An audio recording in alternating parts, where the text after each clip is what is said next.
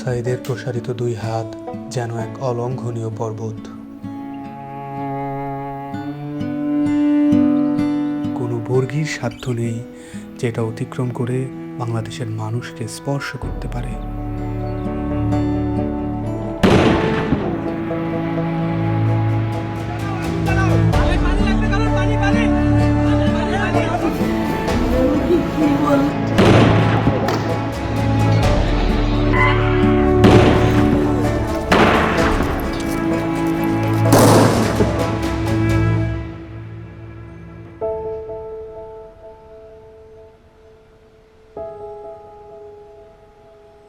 19 জুলাইয়ের পর থেকে এই বাবা প্রতিদিনই রাস্তার আশেপাশে হাঁটাহাঁটি করেন। কখনো আবার নির্বাক দাঁড়িয়ে থাকেন। উনি সামনের দিকে তাকিয়ে থাকেন, কিন্তু আসলে কোনো দিকেই তাকান না।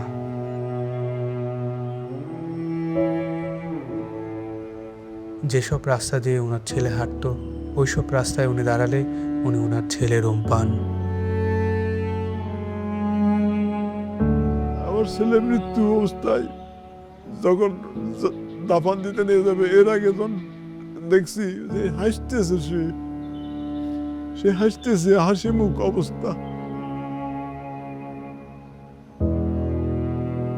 ইভেন্টের কাজ করতো, শুধু বাপের কিভাবে একটু সাহায্য করে। কোনো আজে বাজে আড্ডাতে ছিল না। ওই সারাদিন শুধু কলেজ থেকে আসা ও একটুখানি বিকেলবেলা একটু বন্ধু বান্ধব নিয়ে ক্রিকেট খেলতো, ক্রিকেটের পাগল।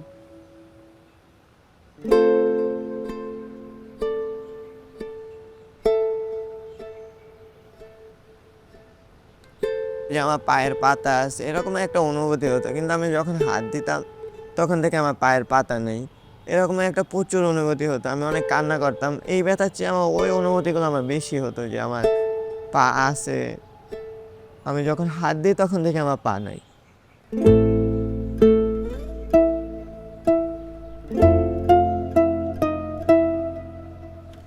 এই হসপিটালে আমি অল্প কিছুদিন হলো আসলাম।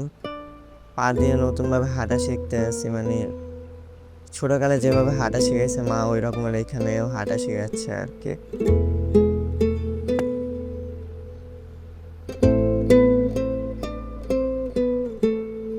একটি প্রতিবন্ধী কিশোর, 7 বছরের বাচ্চা, ল্যাংড়া মানুষ যদি সংগ্রামে নামতে পারে, তাহলে আমি কেন বসে থাকবো ঘরে? একদিন তো মরতেই হবে, তাই মৃত্যুর ভয় করে স্বার্থপরের মতো ঘরে বসে না থেকে গুলি খেয়ে বীরের মতো মৃত্যু অধিক শ্রেষ্ঠ। আমি যদি বেঁচে না ফিরি, তবে কষ্ট না পেয়ে গর্বিত হয়েও জীবনের প্রতিটি ভুলের জন্য ক্ষমা চাই। আনাস।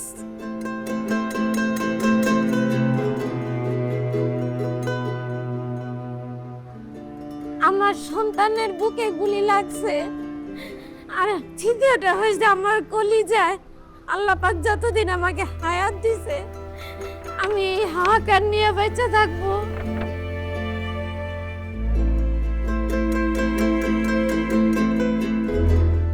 প্রিয় বাবা আসলে আমাদের একটা কিছু না, কিন্তু চকলেট নিয়ে আসছো।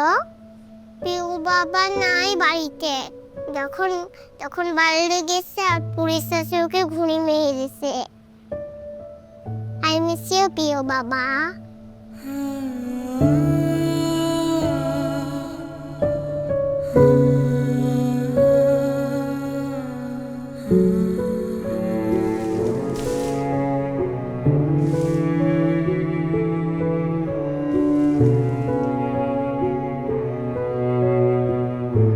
এখন ওদের চেম্বারের মধ্যে বক্তব্য দিছিল যে আমরা কোনো সরকার বিরোধী আন্দোলন নয়, আমরা নিজের অধিকার আদায়ের জন্য। ওদের বলা খাওয়ার পরে ওদের পমেল বড়ুয়া ওই ছাত্রলীগের লিডার আসছিল, তাই সেই গলা চিপি ধরছিল, গালমুখত থাপড় মারছে। এখন ওই জন্যই ওর জেদ ধরে শহীদ হলো কি এখন ওটার ব্যাখ্যাটা আর আমি জানি না।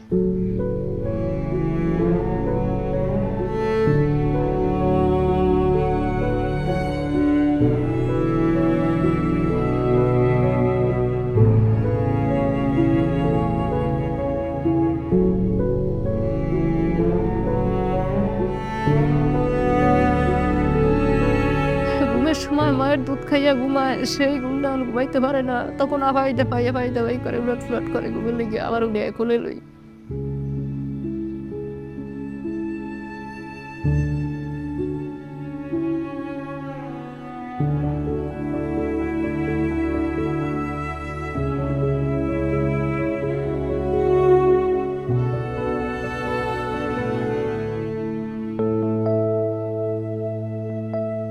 এখানে এসে যখন দেখি যে এখানে সবসময় ভাইয়া পড়াশোনা করতো, এই বিছানাতে থাকতো, এখন যখন দেখি ও নাই তখন একটা শূন্যতা কাজ করে মনের মধ্যে। খারাপ লাগে যখন দেখি যে ভাইয়া এই রুমে নাই। এই ছবিটা 18 জুলাই আমার আন্টি নাজিয়া খান ফেসবুকে পোস্ট করেছিল।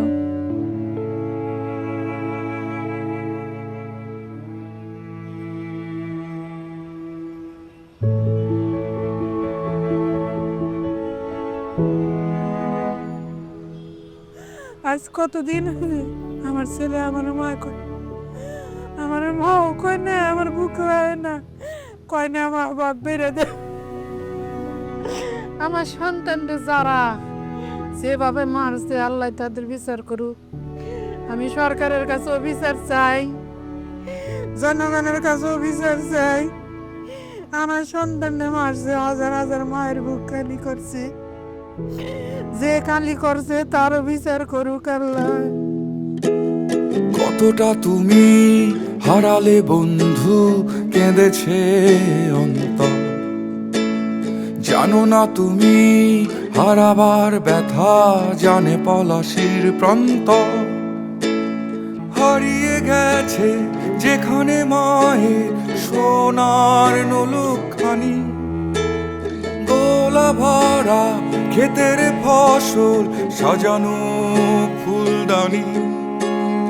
এ হারানোর বেদনা তুমি রেখো অন্তরে, দেখবে তোমার দুঃখ লুকাবে পলাশির প্রান্তরে।